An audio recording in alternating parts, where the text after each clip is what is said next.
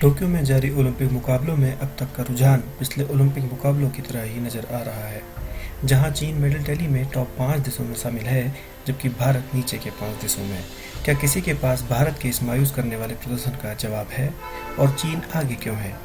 जब एक पत्रकार ने भारत की दिग्गज पूर्व एथलीट पीटी उषा से पूछा कि भारत ओलंपिक में चीन की तरह पदक क्यों नहीं लाता, वो कहती हैं, पिछले 20 साल से मैं खुद ही से यही सवाल पूछ रही हूँ, लेकिन इसका कोई जवाब नहीं है।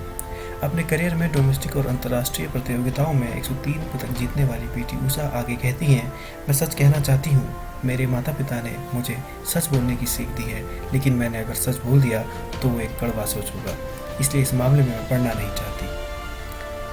वो कड़वा सच क्या होगा, इसका अंदाज़ा लगाना मुश्किल नहीं है। खेलों से जुड़े लोग कहते हैं कि सच तो यह है कि देश में क्रिकेट को छोड़कर किसी और स्पोर्ट्स में किसी को कोई खास दिलचस्पी नहीं है।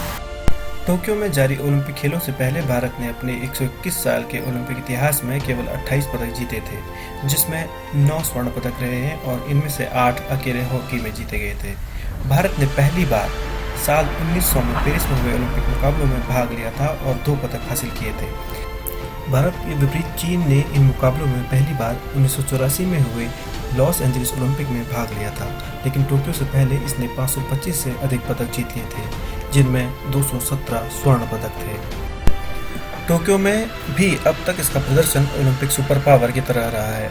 उसने बीजिंग में 2008 के ओलंपिक खेलों का आयोजित भी किया और 100 पदक हासिल करके पहले नंबर पर भी रहा।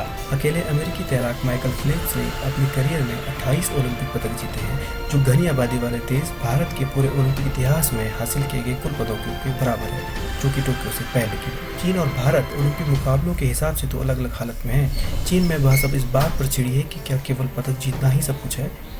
पीटी उषा ने भी इस पर राय जाहिर की। जब उनसे पूछा गया कि चीन इतने कम समय में ओलंपिक सुपर पावर कैसे बन गया, उन्होंने अंग्रेजी के एक शब्द में इसका जवाब दिया, डिज़ायर। ये एक गहरा शब्द है जिसमें कई शब्द छिपे हैं, चाहत, मंशा, अभिलाषा, लालच और यहाँ तक कि महत्वाकांक्षा और लगन भी। मगर भारत का कोई भी खिलाड़ी डिजायर के बगैर तो ओलंपिक खेलों में भाग नहीं लेता होगा। पीटी उषा कहती हैं कि चीन में पूरे समाज के सभी तबके में, चाहे वो सरकारी हो या गैर सरकारी, पदक हासिल करने की जबरदस्त चाह है। चीन की आज की पीढ़ी अपने राष्ट्रपति शी जिनपिंग के उस बयान से प्रेरित होती है, जिसमें उन्होंने कहा था कि खेलों में एक मजबूत राष्ट्र बनना चीनी सपने का हिस्सा है। आशा है आने वाले खेलों में भारत भी अपने प्रधानमंत्री, अपने लोगों के लिए एक अब सपने का मजबूत हिस्सा बनेगा।